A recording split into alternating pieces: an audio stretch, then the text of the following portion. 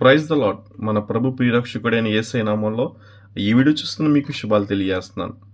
ఈరోజు ఇటు రీతిలో మీ ముందుకు రావడానికి ప్రధానమైన కారణం, ఒక విశ్వాసము కలిగినటువంటి స్త్రీ, విశ్వాసము ద్వారా స్వస్థత పొందిన స్త్రీ, విశ్వాసము ద్వారా ప్రభు మనస్సును గెలుచుకున్న స్త్రీ కోసం చెప్పే ప్రయత్నం చేస్తాను. ఆమె ఎవరో కాదు, మార్కు సువార్త 5వ అధ్యాయం 25వ వచనంలో రాయబడింది ఆమె కోసం. ఆమెకు ఒక భయంకరమైన వ్యాధి ఉంది. 12 సంవత్సరముల నుంచి ఆమె రక్తస్రావం కలిగిన స్త్రీగా బైబిల్లో రాయబడి ఉంది. 12 సంవత్సరాల నుంచి ఆమెకు రక్తస్రావం కలుగుతూ ఎంతో ఇబ్బంది పడుతూ ఎంతోమంది డాక్టర్ల దగ్గరికి వెళ్ళినప్పటికీ కూడా ఎటువంటి ప్రయోజనం లేని స్త్రీగా ఆమె ఉంది. తనకున్న సమస్తాన్ని ఖర్చు చేసింది అని బైబిల్లో రాయబడి ఉంది. ఆమె 12 సంవత్సరముల నుంచి భయంకరమైనటువంటి వ్యాధితో బాధపడుతూ ఉంది. ఎంతోమంది డాక్టర్స్ దగ్గరికి వెళ్ళినప్పటికీ కూడా ఆమెకు స్వస్థత లేదు. అయితే ఆమెకు యేసు కోసం విందంటే ఆమె ఎప్పుడైతే యేసు ప్రభు కోసం విందో ఆమె అనుకుంది, ఖచ్చితంగా యేసు ప్రభు దగ్గరికి వెళితే నాకు స్వస్థత వస్తుందని. ఎస్, ఈరోజు చాలామంది యేసు ప్రభు దగ్గరికి వచ్చినారు, స్వస్థపడుతున్నారు. చూడండి, బయట చాలా స్వస్థతలు జరుగుతూ ఉన్నాయి. అయితే యేసయ్యలో ఉన్నది నిజమైన స్వస్థత. దేవుని యొక్క నమ్మిక ఉంచిన వ్యక్తికి స్వస్థత అనేది ఖచ్చితంగా వస్తుంది. బయట జరిగే స్వస్థతలు చాలా విడ్డూరంగా విచిత్రంగా ఉన్నప్పటికీ యేసు యందు విశ్వాసం ఉంచిన వారికి దేవుడు తప్పక స్వస్థత ఇస్తాడు. ఆయన విడిచిపెట్టేవాడు కాదండి. ఆయన నమ్మిన వారిని ఆయన బాగు చేసేవాడు. ఇక్కడ ఈమె యేసు కోసం వింది. బహుశా ఆమె ఉన్న ప్రాంతంలో ఎవరైనా యేసు ప్రభు కోసం చెప్పుండొచ్చు. యేసు ప్రభు ద్వారా స్వస్థత జరుగుతుందని, ఆయన ఆశ్చర్యకార్యాలు చేస్తున్నాడని, ఆయన అద్భుతాలు చేస్తున్నాడని బహుశా ఎవరో చెప్పుండొచ్చు. ఆమె వింది యేసు ప్రభు కోసం. విన్న వెంటనే వెళ్ళి ఆయనకి తన సమస్య చెప్పుకోవాలనుకోలేదు. ఎందుకంటే ఆమెకున్న బాధ అటువంటిది. ఆ బాధ ఇతరులకు చెప్పుకోలేమండి.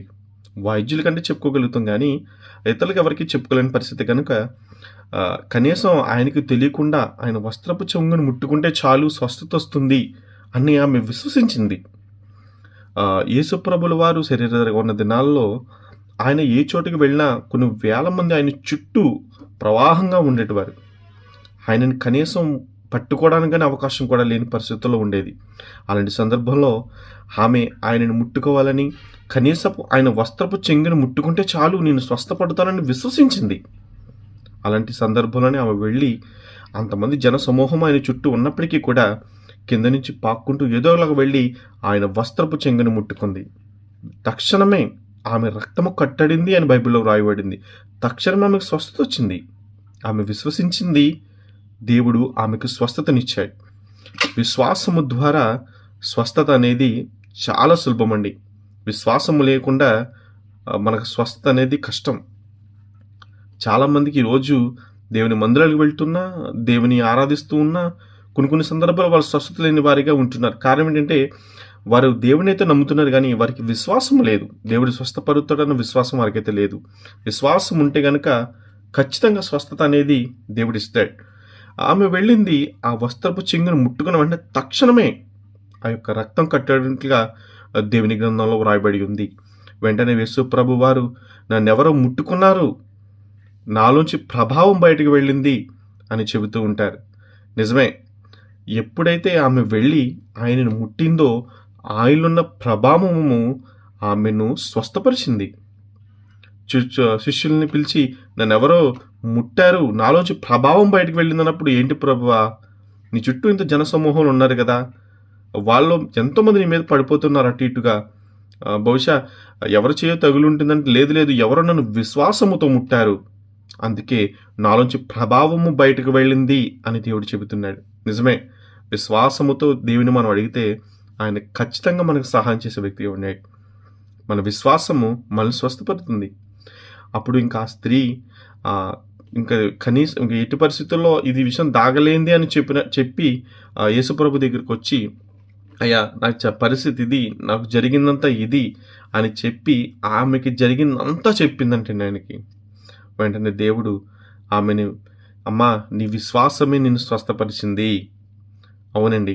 విశ్వాసం అనేది చాలా అవసరం. విశ్వాసము ద్వారానే స్వస్థత వస్తుంది. విశ్వాసము ద్వారానే విమోచన వస్తుంది, విడుదల వస్తుంది. విశ్వాసం లేనిదే ఏది కూడా మనము సాధించలేం. కనుక మన యొక్క భక్తి జీవితంలో భక్తి మాత్రమే ఉంటే సరిపోదండి. విశ్వాసము కూడా ఉండడం చాలా అవసరం. భక్తి అవసరమే, కానీ భక్తికి పునాది విశ్వాసం.